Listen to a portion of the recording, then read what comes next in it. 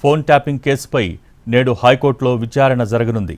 High court న్యాయమూర్తి phone tapping చేసినట్టు పత్రికల్లో కథనం వచ్చింది. మరి ఈ పత్రికల్లో వచ్చిన కథనాల ఆధారంగా సుమోటోగా కేసును స్వీకరించింది న్యాయస్థానం. మధ్యాహ్నం 2:30కి విచారణ చేయనుంది హైకోర్టు.